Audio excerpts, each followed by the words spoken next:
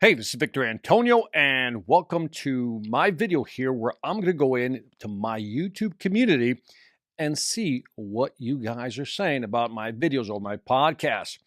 Hope you're being nice. All right, let's check it out. Okay, so what do we have here? We have one comment already held for review and one likely spam. Let's leave those for the end, almost like dessert. Let's leave those for the end. Let's see what you guys put in. All right, first one 6700 Adam says, want to watch everything, but I don't want to pay. How can I help you? The content in the Sales Velocity Academy is worth its weight in gold. I think it's $29.99 right now. So again, 6,700 Adam, make it happen. Do it. Anyway, Prafula says, Prafula Kumar Sahul, I think I got that right, says thank you. Well, thank you back with a big thumbs up, sending you a big heart there. Jim Lighthouse, cool name. I was taught if one gets the price objection, the reason is they just weren't sold. He's going somewhere. During your excellent presentation, I like this guy. I pictured a heat gauge, a self-monitoring system, real time in the sales call. One can know whether or not the prospect is sold by the disappearance of the price objection. You know, I can tell this guy's an engineer, some technical dude out here. So what Jim is saying is actually very on the money, on point. And that is, if you're handling the objections, all the concerns throughout the presentation, I'll use a pressure gauge. You'll feel that pressure go down and it'll be easier to close the sale. But if you're not handling the objections, not handling the concerns, then you're not going to get rid of that. So big thumbs up, the big heart there. Next one is Bright Star. I love the clear logic of this line of thinking and responding. And this is my client says, let me think about it. In the I'll think about it strategy, I use this funnel strategy. If you haven't watched this video, you must watch this video. Just click on let me think about it, Victor Antonio. Big thumbs up. Thank you, Bright Star. Jason Hall says, thank you. Victor, found some gold to apply in my business. I like him already. Beautiful. Thank you very much. I don't know that language, but it says, thank you for the tip. Thank you for stopping by. I appreciate you. Now, Ricardo T says, too cool when you say, ha. And thank you for the value, Victor. Well, okay, cool. As long as you like the voice, man, and it's not irritating you, I'm all good with that. All right. Double X Gotcha, Cakey Double X. Where do people come up with these names? 10 a.m. is the best time to call. The second is 4 p.m. Best day of the week to call is Tuesday. The second is Wednesday. Third is Monday. Thank you for summarizing my podcast for me. Double X Gotcha, Cakey Double X. Okay. Ashley Bailey. I've never seen Bailey spelled that way. That's pretty interesting. What about cold calling households, not business? What is the best time? Ashley, rather, I didn't find any data on that. The study I covered was basically, calling corporate offices. So maybe I'll do some research and see what I find and maybe do a podcast on there. Thank you for the question. Brenton Zelma.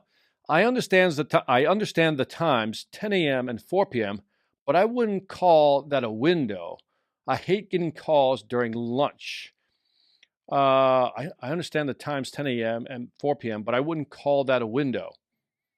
I don't know if I would call it a window either. I'm saying call around 10 and then call around 4 p.m. I'm not saying call between 10 a.m. and 4 p.m. So maybe there's a confusion there. Okay, Brandon, but thank you. Macarinho. Thank you, Victor. That was very helpful. Lots of valuable information and tips right there. By the way, there's a program called How to Sell where it's the full course. This is one of the few full courses I have on YouTube that you can access for free. So check it out. And again, if you like that one, go to the salesvelocityacademy.com and check out the rest of them. Baby G. Love it. Baby G. Hi, Victor. I work for a fencing company. I really need some good sales training for my specific field. How can I get some one-on-one training or advice? Please help me. By the way, the fencing industry, I am putting together, by the way, just so you'll know, Baby G, I'm putting together a residential sales program to sell to homes. So, more to come on that. As far as one-on-one training, go to my website, send me an email, and I'll send you the cost. I do charge per hour, and it's not going to be cheap. But if I were you, I would probably, if you know something right away, then give me a call. But if not, in a couple of months. I think I'll have it ready by March or April, the program for residential sales, and it'll be much more reasonable than what you would pay me per hour. So just being honest. Okay, Nick Zizi, great presentation. Heard you today on the Jonathan Sprinkles show. By the way, check out my man, Jonathan Sprinkles. He's hot. Had to listen to the replay 3 times to get every drop of content you shared. Just subscribe. Oh, Nick Zizi, you are awesome. It was a great interview. By the way, that interview with Jonathan Sprinkles, Jonathan and I go back, 13 years. But we talked a little bit about, not a little bit, talked a lot about how to get your videos ranked high on YouTube and drive more traffic to your website. So if you type in Jonathan Sprinkles, Victor Antonio, it should pop up. Thank you again, Nick. All right, this is Einar Varan. I'm not going to pronounce the case. Could you make a video on what questions to ask while making a sale? I'm starting my first sales job as a salesman through the phone. It would be really helpful. Thank you. You know, there's a great book out there. The gentleman's called, he's known as, goes by Mr. Inside Sales, and it's called Phone Scripts. And yeah, I think it's called Phone Scripts. Oh, what is his name? I'll think about it. But type in Mr. Inside Sales, and then he's written a book called Phone Scripts, one of the best books on the market I've seen for scripts that to me make sense when calling on the phone. So check it out, Einar. JCSC Biz, Victor, I landed new customer and ready for more in 2019. Thank you for continually providing wisdom. Thank you, my friend. That's great feedback. Thank you. Mirko Marinkovic. I think I got that right. Mirko Marinkovic talks about the value trinity: increase revenue, reduce costs, expand market share. Love it. What's it say? Read more. When a customer stops talking, nudge your head. Just nod your head. That's right. And they'll keep talking. It's amazing how they'll do that. So good man. All right. Fauzan Rimo. Thank you with a W. I'll take that. Starlin Tejada was first to watch, first to comment. Thank you, man. Ade Odumfa says, God Almighty has given Sales World, a.k.a. VA. I love you, man. Thank you very much. I appreciate the kind words. Roman Pabianchik. I look your channel and I don't know what could be useful in my work. I sell internet services in a call center in a B2C sales, B2C sales, and I feel you're more focused on B2B sale. What would you recommend to my sale or for my sale? You have a point. You know, it's funny because B2C people say I'm more B2B, and then B2B people tell me I'm more B2C. And I really just try to straddle the line down the middle to help both sides. If you're selling internet service in a call center, again, I would recommend just reviewing some cold calling stuff. Again, look at that Mr. Inside Sales Phone Scripts. I'm going to have the title of that book next time handy. I think that might help, Roman. Let's go to the next page here. You guys got a lot of comments here. It's only 3 days worth of comments. Okay. Smart Ben says, winning an argument may lose a sale, and losing an argument is losing your knowledge-based image. How to deal with it. Okay, so what was this video? Okay, so winning an argument may lose the sale. This is true. You can win the argument but lose the sale. But losing an argument is losing your knowledge base image. In other words, if you lose an argument, then you don't have any credibility. Smart, there's a way to actually talk to people, customers, without, like I said, just wanting to lose the argument. Remember, you're the trusted advisor. You're the expert. You know the business best. And so it's not about winning or losing an argument. It's about how do you create a conversation flow, an exchange of information between you and the customer. Sometimes we want to make sales very complicated. Keep in mind that it is all about how do you create this conversation flow between you and the customer, exchanging information with the goal of trying to get to a solution that will help the customer. And if you can sell something along the way, great. So I hear what you're saying. My friend Doug Lehman, he's going to be at the Outbound Conference, which is coming up. By the way, I'll be at the Outbound Conference. I think this is the only public event I'll be doing this year. So go to outboundconference.com. And if you decide to go and you buy a ticket, use the code Victor100, Victor100, and you'll get $100 off. All right, next one. Ricardo T says, love you, man. Love you too. Cool. I love that. All right. Thank you, man. Selling ain't hard when you don't have competition. Never is. All right. Let me see. Guys, Gleidston Felipe. So you're saying that hastily answering tricky questions is an effective way to shoot yourself in the foot. So what I did, shoot yourself, shoot yourselves. See what I did? Shoot yourself, shoot yourself. No, I don't see what you did. I'm totally confused by that. You're gonna have to add some adjectives and some pronouns on that, baby man. I don't know what you mean by that, but moving on. All right. Nika Faustino. Be equal, become different. Be equal, become different. I guess. Okay, man, I got some philosophers on here today. Thanks for your kind video. It helps a lot. Thank you, Ravi Bond. And Eno, my left ear is having an orgasm. All right. I don't know how many times I have to say this.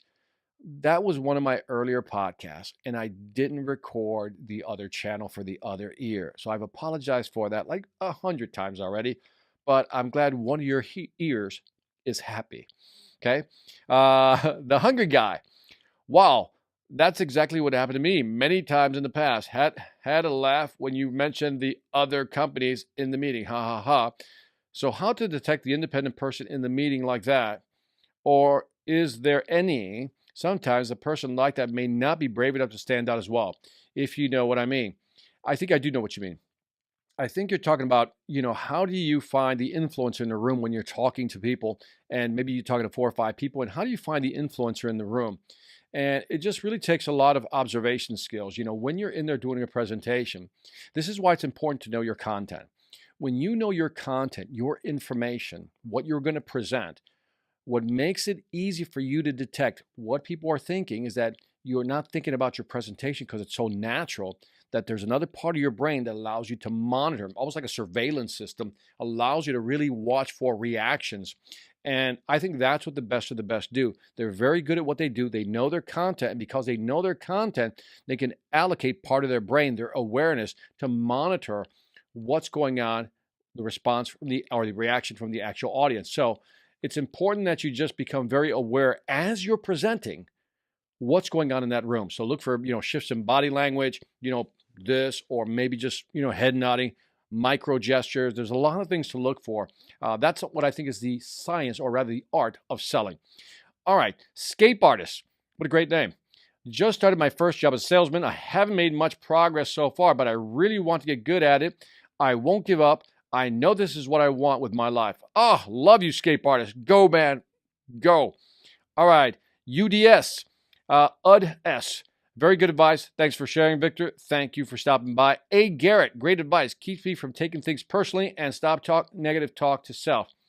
That's it. This video talks about, when the client doesn't call back, you start going into this negative mode. Well, maybe I did something wrong. I'm such an idiot. I can't sell. Don't do that to yourself, okay? There might be a good reason they haven't gotten back to you right away. The only way to find out, make more calls, right? Nafisa Shireen.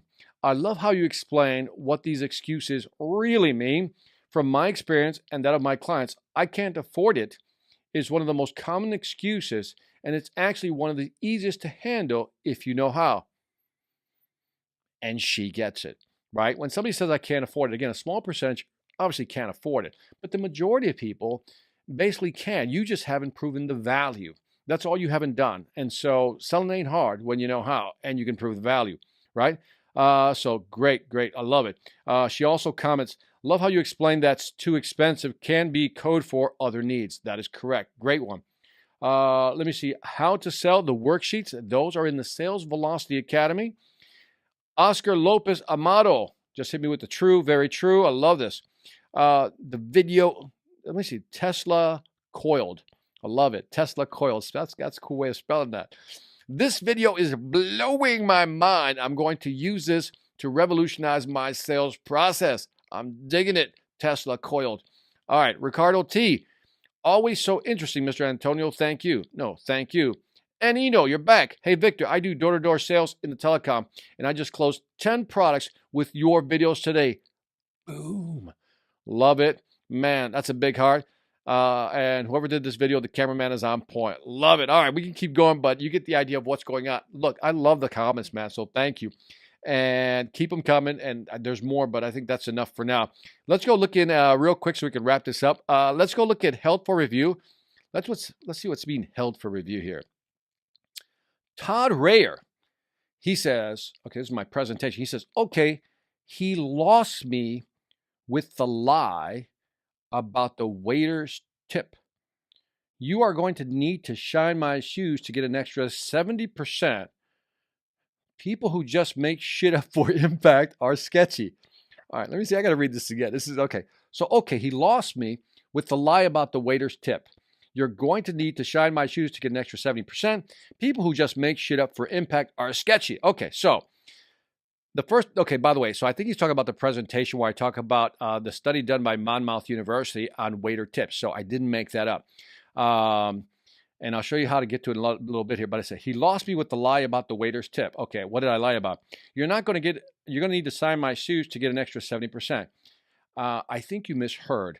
The 70% number I stated in that presentation is that 70% of us are impulse buyers. 70% of impulse buyers. The study you're referring to with the waiters does not talk about 70. Yeah, you're right. I didn't say that. You misheard. So go back and watch the video again because I don't say that. There was a study done by Monmouth University that talks about how just by giving mints, and this was also featured in Robert Cialdini's book, Influence, how just giving mints can actually increase the tip rate. And I think in 2 or 3 different scenarios, it was 3.3%, 14%, and then the highest I think was 23%. If you want to look up the study, because I don't make shit up, there's several studies. One is called Sweetening the Till.